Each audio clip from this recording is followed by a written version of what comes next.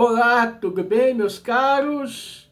Meu nome é Cláudio César dos Santos, sou emissário do Movimento Benhor Brasil, aqui na região serrana de Nova Friburgo, cidade do Rio de Janeiro. Eu trabalho com o apoio e supervisão do Rav Yaakov Gerentskagit e também do Morel Cano Márcio Braga. Nós divulgamos as 7 leis de Noas, né? Nós divulgamos as 7 leis de Noa.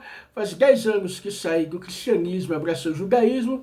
Baruch Hashem, por que eu saí do cristianismo e por que abracei o judaísmo? Uma hora a gente vai contar a nossa história, como já contei em outras fases, outras opiniões. Mas, diante de algumas falácias que nós vamos relatar, uma delas, porque eu saí do cristianismo. Me diga também, será que Deus rejeitou Israel, como diz muitos por aí? Será que Israel foi substituído?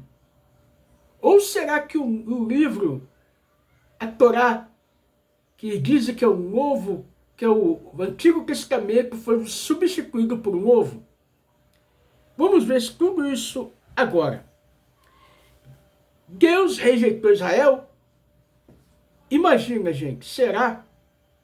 Vamos lá. No Novo Testamento, vemos que Jesus teria ensinado e proclamado a rejeição formal de Israel, isto é, da nação judaica como um povo sacerdotal. Foi isso? Vamos lá. Segundo o que lemos em Mateus 21, 43, Jesus acreditava que os judeus perderam sua condição de povo de Deus. No lugar, agora há uma composição de todos os povos e nações que passariam a servi-lo e a crer nele como Messias. Bom, será que isso pode, dentro das leis da Torá? Será que o Tanar falou disso? Já fizemos vários vídeos falando que não, mas vamos lá. Portanto, eu vos digo que o reino de Deus vos será tirado e será dado a uma nação que dê os seus frutos. Foi isso que Deus falou? Vamos lá, gente. No fim, a gente vamos passar os pormenores, se isso é verdade ou não. Pelo que se percebe, a ideia de frutos aqui, para Jesus, não representava necessariamente bondade e justiça, mas sim, simplesmente a crença nele, como alguém enviado por Deus. Então, quer dizer, frutos, ele pensava que era a crença nele, né? A crença nele é fruto. E nas suas palavras, no que ele dizia, é o máximo. Vamos lá. Assim como os judeus não aceitarem nacionalmente como o Messias, eles passariam então a ser reputados como indignos de continuar como o povo eleito. Mas haveria algum embasamento para esta ideia de Jesus? Quais argumentos bíblicos ele teria usado para dar sustentação às suas críticas? Precisamos averiguar os textos bíblicos. Uma das passagens mais emblemáticas que Jesus citou e que, via de regra, é usada como base para as alegações da suposta rejeição dos judeus, é aquela encontrada em Isaías 6:10. A menção a esta passagem é feita em Mateus 13:15. Por isso, eles falam por parábolas, porque eles vendo não veem, ouvindo não ouvem nem compreendem. Eles se cumpre a profecia de Isaías, que diz: ouvindo ouvireis, mas não compreendereis, e vendo vereis, mas não percebereis, porque o coração deste povo está endurecido, e ouviram de mau grado com seus ouvidos e fecharam seus olhos, para que não vejam com os olhos e ouçam com os ouvidos, e compreendam com o coração, e se converta e eu os cure. Porém, como de costume, a citação de Jesus não está plenamente de acordo com o texto original hebraico, tá, gente? Numa versão estritamente vinculada ao sentido do texto hebraico, lemos em Isaías 6:10. Então diz, ele vai e diz: este povo ouvis de fato, e não entendeis, e vedes em verdade, mas não percebeis. Engorda o coração deste povo, e faz-lhe pesados os ouvidos, e fecha-lhes os olhos, para que ele não veja com os seus olhos, e não ouça com os seus ouvidos, nem entenda com o seu coração, nem se converta e seja sarado. Uma comparação entre as passagens pode ser algo bastante revelador. Em sua citação, Jesus usa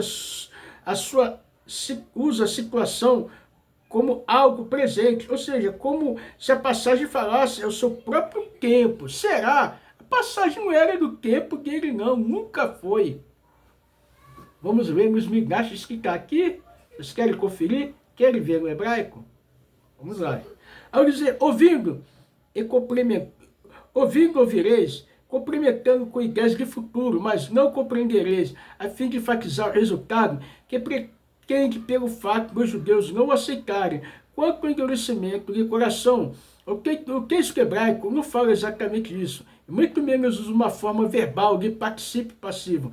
Antes, Isaías usa uma forma causativa, imperativa, engorda o coração desse povo, ou seja, faça com que esse povo se sinta satisfeito com o que estão fazendo. Da mesma forma, o profeta deveria fechar os olhos e ouvidos para que não entendesse e não mais percebesse os sinais de alerta dados quanto ao exílio iminente.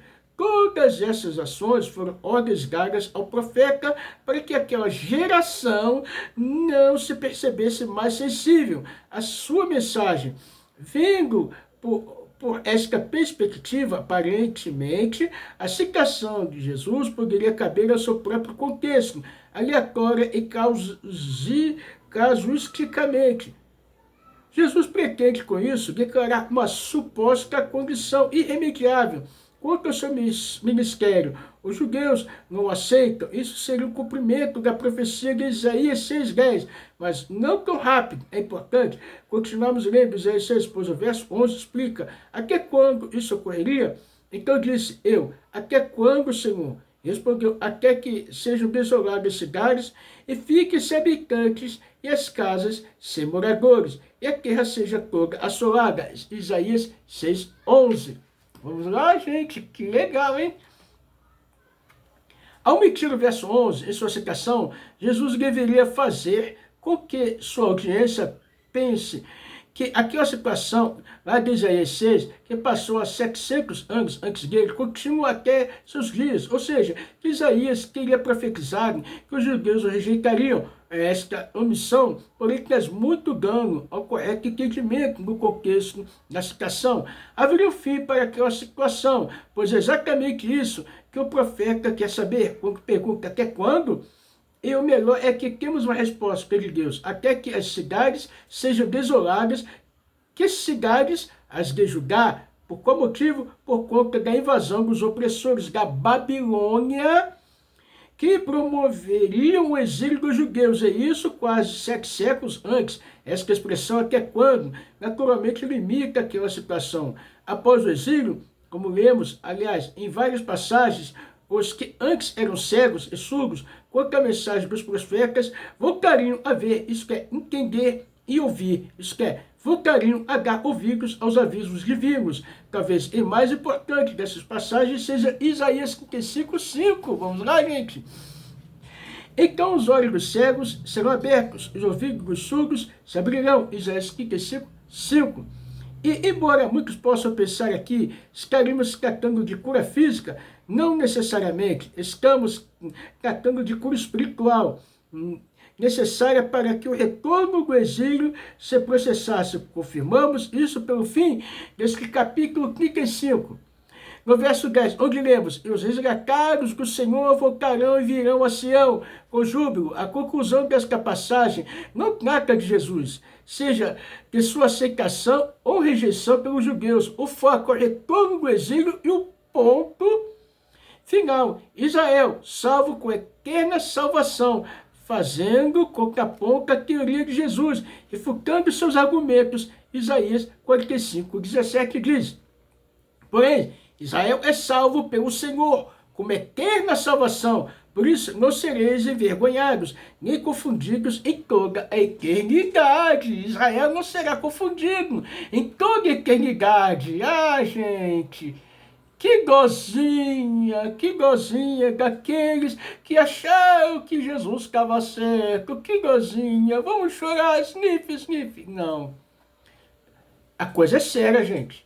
A coisa é séria. Eu fui para o cristianismo e E você imagine o quanto eu fiquei brabo quando descobri que tudo do cristianismo é mentira. Não há aqui nenhuma imposição para que Israel creia ou acredite nesse ou naquele para a sua eterna salvação. Não há aqui sequer menção à necessidade de crer no líder, no santo, uma divindade estrangeira, ou mesmo no Messias. Israel é salvo no tempo presente, com a eterna salvação, ou seja, com a salvação irrevogável e perene. E é por esta razão que os judeus seguem refratários, indiferentes ao assédio de outras religiões, de outras crenças ou sistemas filosóficos. A resiliência de muitos ao longo da história fez com que os méritos dos patriarcas recaíssem sobre eles, mesmo quando alguns indivíduos caíram. Israel continua sempre sendo e sempre será o povo sacerdotal, destinado à missão de trazer ao mundo a verdade e a luz da lei divina. E como diz Jeremias, enquanto existir o céu e a terra, a lua, o sol e a estrela, Israel será o meu povo. Eu nunca trocarei por povo algum. Tudo de bom para você, gente. Esse cara é a nossa sinagoga Benoa, na cidade de Nova Friburgo. É um prazer ter vocês do nosso lado. Gente, é um orgulho. Está sendo uma benção, uma verdadeira benção aqui a nossa sinagoga. O apoio do Rav Yaakov, tá, gente? Tem sido uma alegria. E já falamos a diferença de sinagoga para a igreja, já falamos muita coisa. Então, nossa função aqui é proclamar o monoteísmo às 7 leis. Porque o monoteísmo não é o que o cristianismo fala. Nem outra religião. Monoteísmo é aqueles que têm um Deus único e creem na Torá de Hashem e tem Hashem como único Deus e acredita que a Torá não pode ser acrescentada ou diminuída, como está escrito em Devarim 4.2. Não pode se diminuir e acrescentar. E ao criar outro livro, você renegou a Torá. E JC, quem? Os muçulmanos aqui são renegados. Qualquer outro livro é renegação de Hashem. Tchau, tchau. Tudo de bom, gente. Até a próxima. Mashiach já.